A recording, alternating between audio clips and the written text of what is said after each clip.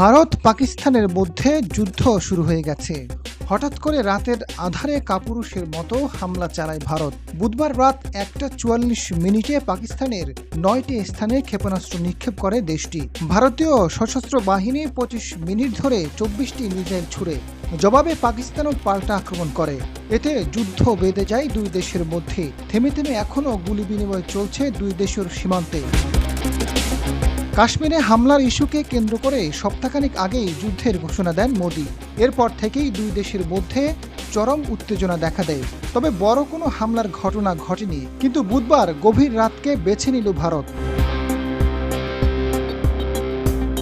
পাকিস্তান সেনাবাহিনী জানিয়েছে, ভারতের বিমান হামলায় পাকিস্তানে 26 বেসামরিক নাগরিক নিহত হয়েছে, আহত হয়েছে 46 জন। তবে এই হামলায় কমপক্ষে 70 জন নিহত হয়েছে বলে দাবি